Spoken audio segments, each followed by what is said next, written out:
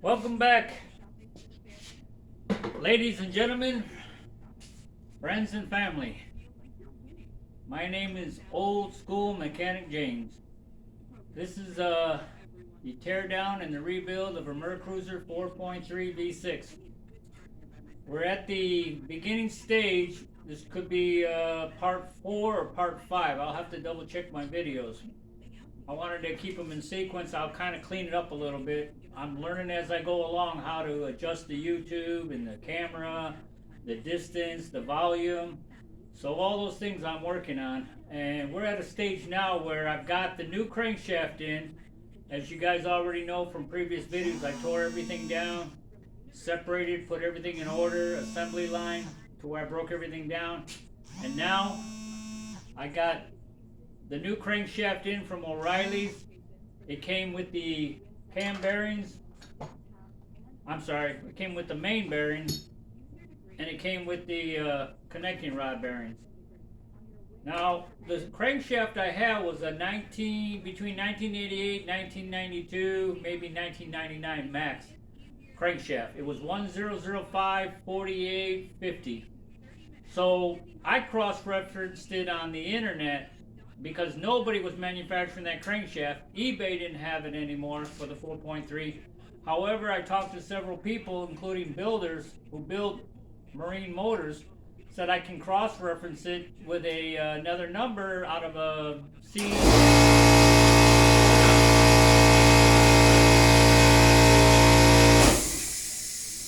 Sorry about that. The worst thing that can happen in a video is air compressor, dog barking, too loud of music. Anyway, to get back to my point, so it turns out that between 1988 and 1999, I can get a replacement crankshaft, but the crankshaft has to, meet the specs to be able to put into the old block. The block I cleaned up, prepped it, it's ready to go, ready to put the crankshaft in, ready to do plastic gauge, to see where we're at. I think we got everything correct. When I talked to the O'Reilly's shipping and receiving manager, he was telling me that every time you get a crankshaft from them, they give you the correct bearings and the correct connecting rod bearings. So I questioned him. I said, well, wait, because the old crankshaft that I had, and I measured it, this is the old main bearing, and it measures different. It measures 3.95. So when I did the new one, it was 3.92. And I said, well, why are the new ones different? He said the new ones are different because the crankshaft is a little bit smaller. When I was at O'Reilly's, I measured every single journal with their micrometer, and it turned out that I was 2 millimeters off. It was smaller than mine. Mine was bigger, theirs was smaller. So what the manager showed me on the main bearings, and this might help somebody else out because I didn't notice it, but he did. You see it's got the 40 on there, 040, and that's the part number to the main bearings. It's a good deal. These bearings by themselves are $48 on Amazon. With the crankshaft and the bearings for the main, and for the rod bearings, I paid a total of $225. So the crankshaft was only $175. So if you do enough research, enough investigating, you can get to where you need to be. So now I got the main bearings, and yeah, they're 2 millimeters difference, even on the main caps. They're 2 millimeter difference. But the new ones are the same thing. It's going to give you a little more thickness to offset. Yeah, 3.94, 2 millimeters difference. And that's what I kept measuring on the journal. So the point I'm getting at is they know what they're doing. When you get a crankshaft in, make sure you measure it. It's just good. It's good FYI for your information to do a little micrometer on everything. I did every journal, I did every main, I did every, everything on the crankshaft I could to measure, and measured what I got now, and I got the right stuff. So basically we're at that point where we're ready to start assembling the 4.6 hot diggity dog. That's my MO. So here we are. I'm going to set up over here because we're going to start day 4 or day 5 with the 4.3 Mercruiser.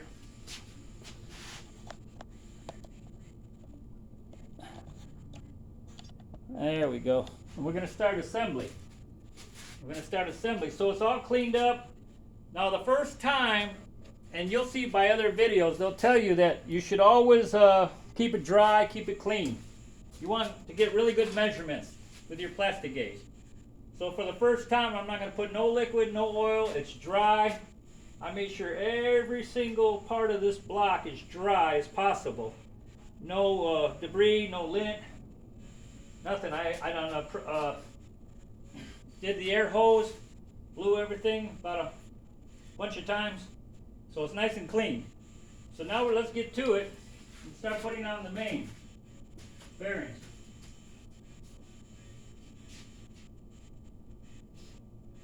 Now there's an upper and there's a lower on these main bearings and main caps. As you guys already know, the ones with the holes, okay, those are the bottom. They say the upper depending on how your block is situated, but I'm going to call it bottom today because it's going in the bottom and the main caps are going on top. So you basically, just like most videos will show you, now the way I do it, old school, I'll put that little groove, there's a little notch right there. I'll put that little notch in first, set it right in there, put your thumb on it, keep it real flush if possible, and all you got to do is push down the other side. Just like that. We'll come back and tap it a little just to make sure it's completely set in there. But you want that hole on the bottom. Okay, we're going to do the next one.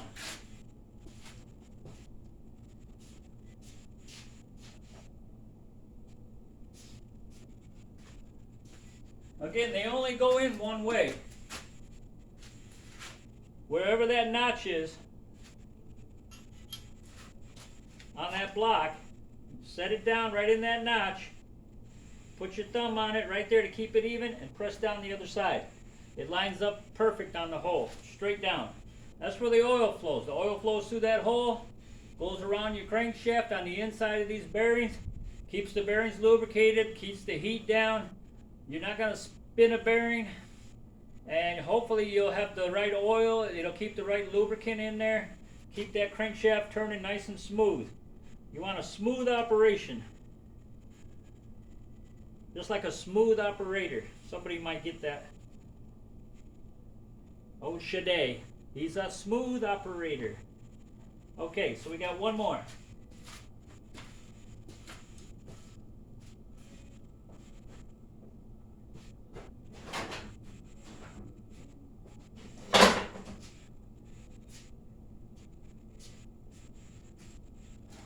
Okay, here we go. Number 1, main bearing. Lines right up. Perfect. Okay, now what I like to do, I like to tap it with a hammer. Let's see if I can find my hammer. Got my tools laying everywhere.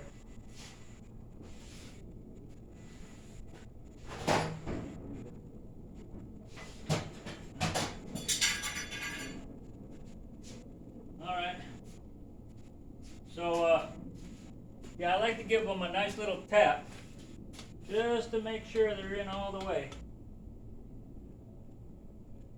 Nice and flush.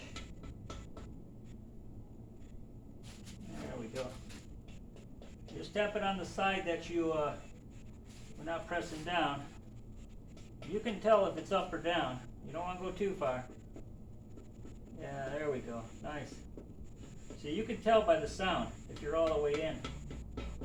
Beautiful. Hear the difference? When you're hitting just metal and not so much the bearing, you got it set up correctly. Okay, next we're going to head to the crankshaft and set that in there. Again, I'm not going to put any assembly lube, nothing in there, dry. And you're not going to turn it either. Just set that crankshaft in there, leave it alone. Make sure it sits properly. It's really perfect, and that's where you want it to do a measurement. Okay, so let's put it in there. Yeah, again, these aren't light.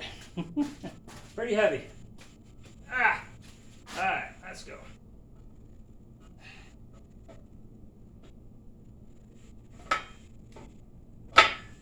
Just like that.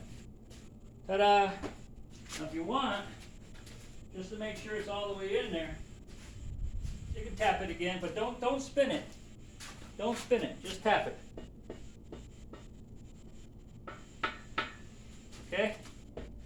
Alright, we're good. Now let's go with the other caps.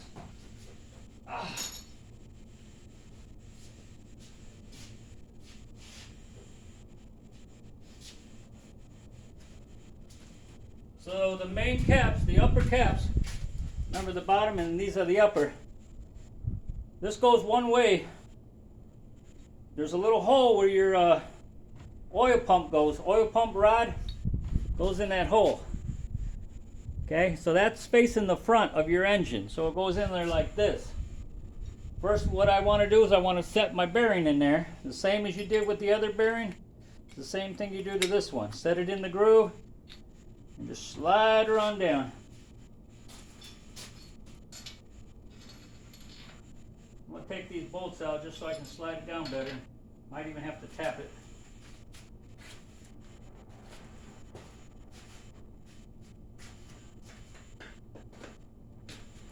There we go. Just tap it in there, make it look all nice and pretty. Yep.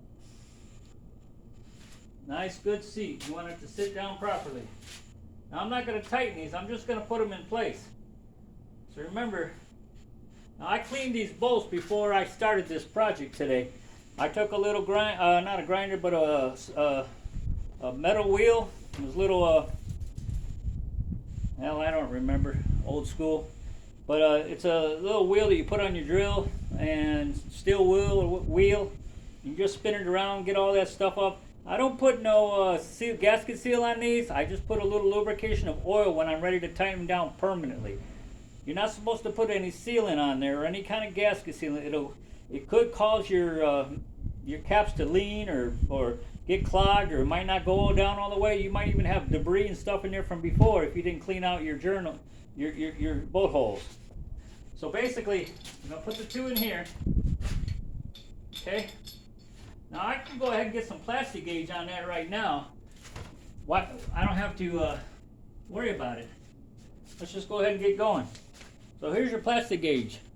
Red, green, I don't know if there's any other colors, but it's got all the different fractions on them, so you know where you're at as far as the width.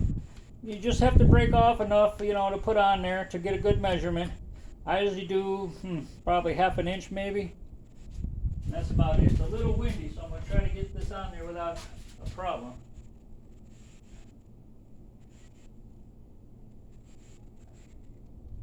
Just place it left to right, the lengthwise, straight as possible. Take your cap and set her down there nice and slow. You don't want to disturb that. And just screw them in a little ways. Okay, that's done. Go back to number 2.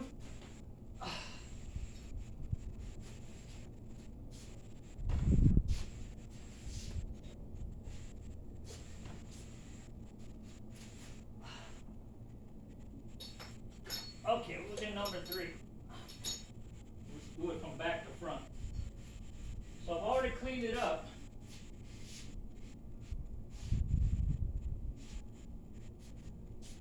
I've already cleaned all these caps off.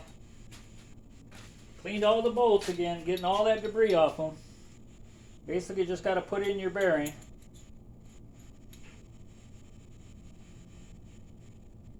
It's a lot easier to do without the bolts in, I noticed that. Let's get rid of these bolts. Okay, one side where the groove is. See that groove? Get that all the way down in there and just slide the other one down in there. It's really that easy. And then just tap it, making sure it's level on both sides. And that's a perfect fit. What do you think? Pretty good, huh? Yeah, I'd say so. I'd say it's close enough. Hand grenades and horseshoes, or what is it? Anyway, there used to be an old saying. When you play horseshoes. Okay, now everybody knows, if you don't, there's an arrow on these. It says front. The arrow's pointing that way. Means to the front. Okay? You block. I'm working from the back to the front. It don't matter 1, 2, 3, 4 or 4, 3, 2, 1. So we're working from the back front. This is number 3. And it's forward and an arrow. I'm gonna